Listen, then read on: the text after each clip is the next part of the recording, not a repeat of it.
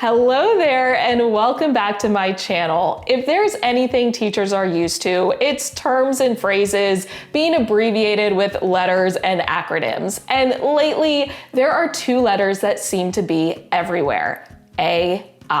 Good abbreviating, Jim. That saves some time. Now, whether you love or hate it, AI isn't going away anytime soon. So I'm excited to partner with Khan Academy in order to test out their newest AI tool for teachers called Khanmigo to see what it's capable of generating and explore how it can save you a little or hopefully a lot of time as a teacher.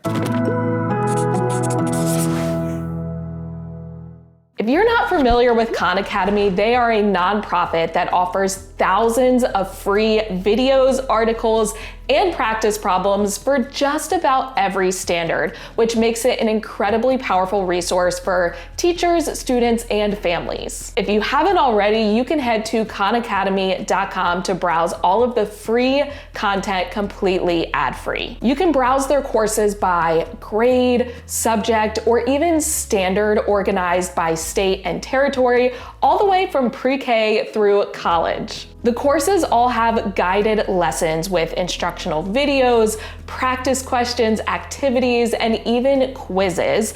Plus, they have courses for life skills such as social emotional learning, as well as financial literacy, and even test prep for LSAT, SATs, and Praxis. And I am so excited to partner with Khan Academy on this video because, as I mentioned, they recently released a brand new AI tool for teachers called Khanmigo, and they're giving access to teachers 100% free. So what is Khanmigo? You can think of Khanmigo as your AI-powered teaching assistant. Khanmigo has over 20 different tools that will save you not only time, but also brain power as a teacher and hopefully make your job that much easier. So remember, the goal is not to replace the teacher with AI, but rather to leverage the technology in a way that can free up some of the workload off of your plate so that you can be fully present when you are teaching your students. But as a teacher, you can use Khanmigo to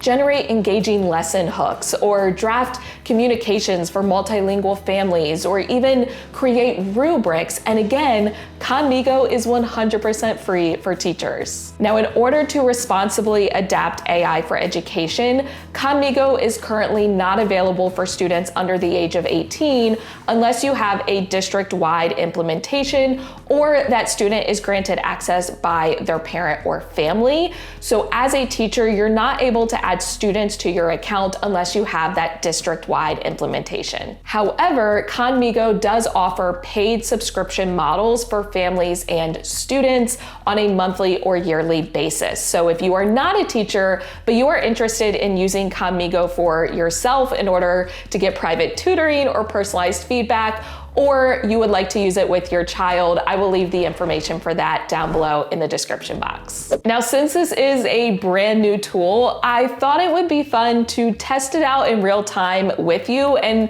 show you what it's capable of, share my thoughts on what I like, or maybe the changes that I would need to make as I'm using the tool, and that way we can explore it together. So I'm logged into my account, and you will notice I have these Khanmigo tools. The first thing that I notice, they're all listed out, but I can also filter them. So I've got plan, create, oh, they're color coded. Okay, I was wondering what those colors kind of corresponded to. That makes a lot of sense. So all of the planning tools are purple, alliteration, love it. Create is green, differentiate is red, support is blue, and then learn is yellow. Okay, so I really like that. There's also a search feature. Let's go ahead and start with the lesson plan because that's very intriguing to me. Create structured, detailed lesson plans tailored to your curriculum and student needs. Describe the topic. What are you planning to teach? Okay, so you can search Khan Academy. So I'm assuming some of their courses will kind of pop up as I type this, but let's go ahead and create a lesson for a 4th grade math lesson on identifying points, lines, line segments, what else is in that category? Rays, parallel lines, and perpendicular lines. Let's go ahead and hit Provide your own content. Oh, okay, so now standards or learning objective. Provide a full standard description or learning objective associated with your topic. Okay, so I'm gonna use TEACHS since I'm now in Texas. So let's put TEACHS MA.4.6.A, and I'm gonna copy this word for word. So the student is expected to identify points, lines, line segments, raise angles, and perpendicular and parallel lines.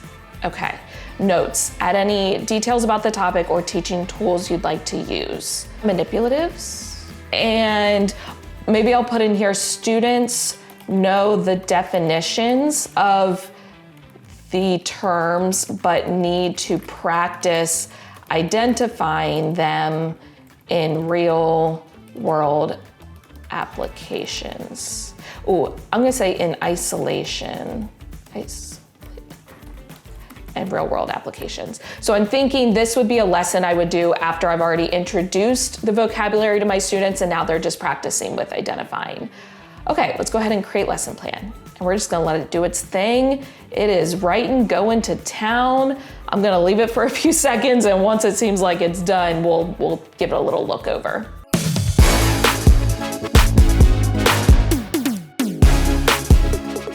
Okay, it looks like it's done, so I'm gonna scroll back up to the top. Lesson plan, 4th grade math lesson on identifying points, lines, line segments, raised parallel lines, and perpendicular lines. Okay. And it even tells me be sure to adapt it. So I'm thinking of this almost as just my structure. I've got the learning objective and student facing objective. I really like that. I like that it gives it to me in student friendly terms because that would be what I would write like on my board or have in my slideshow. It's got the standards. Okay.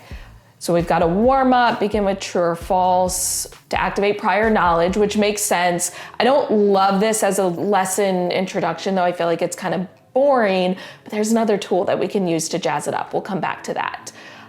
Direct instruction, they're gonna identify the terms. Ooh, okay, a dot sticker, use manipulative, so it's incorporating that in there. A straw cut into different lengths. Okay, I like that these are materials I'd most likely have on hand. Draw them on the board, they're gonna identify them. Real world examples, draw a street map. Okay, concept of angles, guided practice, start with manipulatives. Okay, so popsicle sticks and then dot stickers to represent the point. So I like that we're incorporating some interactive activities. And then we've got to collect and display. Now, I would not do all of these, obviously, like I wouldn't have time for it, but this is fully editable so I can go in and make changes. Reinforce the definitions, independent practice. Again, I've got some options, which is nice. And I like that there's that real world application. Okay, exit ticket, teacher resources. All right, we've got some differentiation, which I really like. So I've got some advanced learners and then striving learners, which would be those students who are trying to get to the standard and achieve mastery on that. So I like the different options there. We've got our notable definitions. That's really nice. I love that it lists out the required materials. Oh, and then a lesson summary. Ooh. And it gives me time length. So now I'm thinking back, when I gave the prompt, I probably should have put how long the math lesson was for. So like a 60-minute math lesson or a 90-minute math lesson. So next time, that's something I would definitely want to include.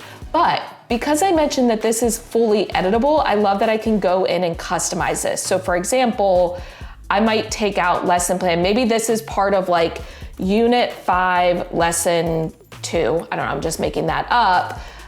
Identifying points, lines, line segments, raise parallel lines, and perpendicular lines. Okay, so then I could take out this part. So I love that I can go in and just make these changes right here.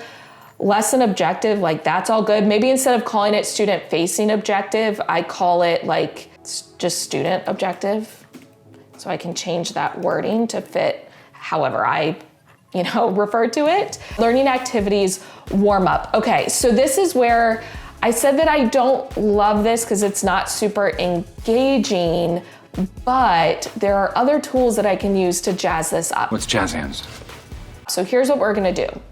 We're gonna click back, and there is a tool called, well, there's Make It Relevant. Oh, Lesson Hook, that's what I want. So plan compelling lesson starters to engage students. Okay, grade level, 4th grade, lesson topic, geometry, and lesson content. So identifying points, lines, line segments, rays, parallel lines, and perpendicular lines. Okay, write some lesson hooks, and let's just see what it comes up with.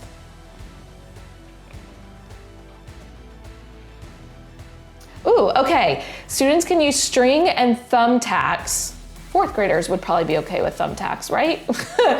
On a cork board. So if I had a cork board, like a bulletin board in my room, that could work really well. That would be fun. Create a story, that's gonna take too much time. Could play a game where they have to identify different elements on a large piece of paper. Okay, but that's kind of general. But I do like this idea of using it on the cork board. So what I'm gonna do is literally just copy this. We're gonna go back, and I'm gonna pull back up that lesson plan. So if I go under resources, my documents, this is that lesson plan that I just generated. If I click on it, now under the warm up, I can go ahead and just paste that lesson hook that I had. I'm gonna take out the number 1. All right, love that, direct instruction. I can go in and customize this, defining the terms on the board, real life examples. I think that's pretty good. Okay, guided practice. I might even put my students into groups and maybe have different students doing different things. So I could maybe add, like, maybe everyone's gonna start with manipulatives, and then I might have different students here. So I might have like students, and I might list out who's gonna do each activity. Same thing for like the independent practice. But again, I love that I can go in and customize this to fit my needs. Exit ticket, again, I can use some of the other tools to maybe generate some of those. I know I've got some different options here for differentiation, but I could also go back to the tools and maybe I could generate an exit ticket. I could also go in and create like questions generator to be able to have if I'm gonna pull students for like small groups. But let's look at how I'm now going to export that lesson plan. So once I have this fully customized the way that I want it, I can go ahead and print it right from here. So I have that file like physically, but I can also export it either as Microsoft Word, PDF document, or save to Google Drive. Let's see what happens when I choose that. Okay, so I need to connect my account, continue. Okay, view document. All right, so it saved it as a Google Doc, which is really nice. And now, once again, I can go in and make changes, but I love that it connects to Google Drive. Okay, very cool, love this. Let's go ahead and play with another tool. I'm gonna go back.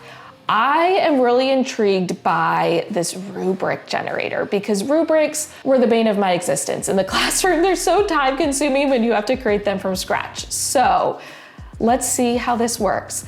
Let's give you some time back while grading and give your students a clear roadmap to success. A good rubric can give your students more ownership of their learning and lead to better engagement and learning outcomes. Let's make one together for your next assignment. What are you working on?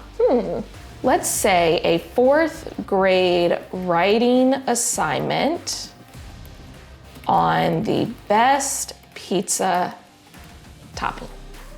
Okay, let's just see how it responds to that. Okay, sounds like a delicious assignment. I agree.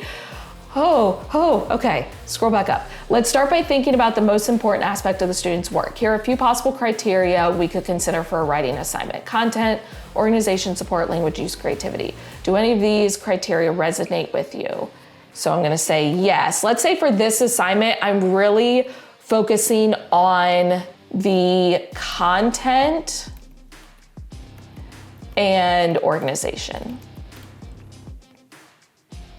Great choices. Okay, let's think about the performance levels. Typically, they have 3 to 5. Beginning, developing, meeting expectations, and exceeding. Sure.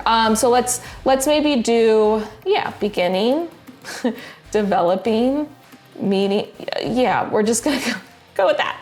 And exceeding expectations. But I like that I could change it if I use different terms in my district.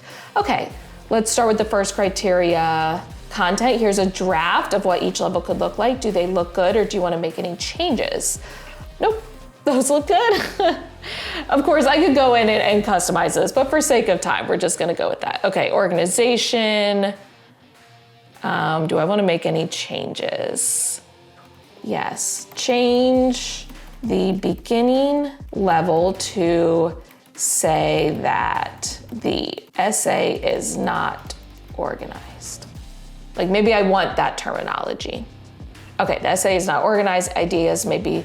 Yes, that works better. Okay. Fantastic. We've now developed, ooh, it's putting it in a table. Okay, I was hoping for that. Obviously I could copy and paste, but I love that it's already in a table. Okay, you can always adjust the rubric as you go. All right, so now I'm curious. Like if I just copy and paste, we're gonna copy. And I'm just gonna go into that same Google Doc that I just had. I know this is a different lesson, but I wanna see what happens when I paste it. It's already in the table. And again, I can go in and make changes. I like that. I like that a lot. So overall, I really enjoy this tool. And this is coming from someone who is a big advocate for technology, but I'm honestly not super crazy about all of the AI. I just find it overwhelming and sometimes hard to use. It doesn't really give you what you want, and it's just everywhere. And so it feels like there are so many different tools, but I love that KNHANMIGO kind of ties everything in one place that a teacher would need. So a few things that I'm already thinking of in terms of how to use this as a teacher.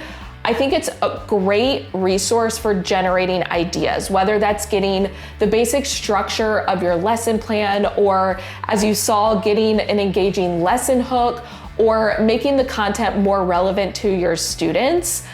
I feel like this is a great place just to get kind of those creative juices flowing. Now, I rarely had to write out detailed lesson plans like the one that KNHANMIGO gave me. However, for observations, I typically had to have a detailed lesson plan, and this could really help with that. But my brain also goes to substitutes, right? This would be a really powerful way to write out a detailed lesson plan for substitutes to use. And within the tools, there also is that option to learn more about the topic. So I think KNHANMIGO calls it refresh my knowledge. That would be a great way to get background information on a topic to provide for the substitute, because depending on the grade level or subject area that you teach, the substitute may not be super familiar with it. And I think that that's a great tool to be able to kind of bridge that gap and make their life easier. There also is the clear directions tool that you could utilize to give your students very detailed directions for assignments that the substitute is then going to give them, again, to hopefully alleviate some of the confusion and just make the day run much smoother. And speaking of students, there are a lot of tools that you can use to meet student needs and be able to differentiate. So looking over some of these, there is the chunk text option, which is a great way to break down complex text. There's the clear directions, so students who really benefit from having those clear directions, you can easily generate those.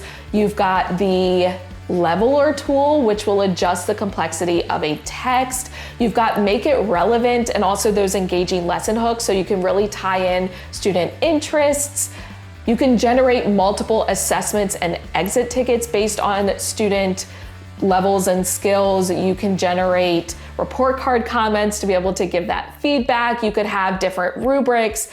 The text rewriter, I just feel like there are a lot of ways to really leverage the technology to help you be able to meet student needs without creating more work for yourself. And then there are a ton of great communication tools as well that can make it easier for you to generate emails for families or even translate documents.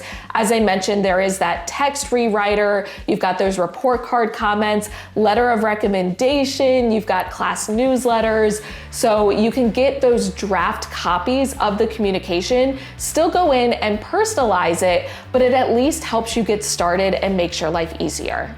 I know AI seems to be everywhere these days and you may love or hate it, but hopefully this showed you how powerful of a tool it can be. And if you are interested in giving Khanmigo a try, as I said, it is 100% free for teachers. So really, there's nothing to lose. I will leave all of the information and the links that you need down in the description box. And again, thank you so much to Khan Academy, not only for partnering with me on this video, but for all of the incredible free resources they provide for teachers, students, and their families in order to make education accessible to everyone. If you enjoyed this video, you're excited to use Khan Academy or Khanmigo, please give the video a thumbs up, hit the subscribe button and notification bell so you don't miss any future videos. Let me know your thoughts, leave a comment down below. I would love to be able to chat with you about this. As always, thank you for watching. I love you so much. Don't forget to put your positive pants on, and I will catch you in the next one.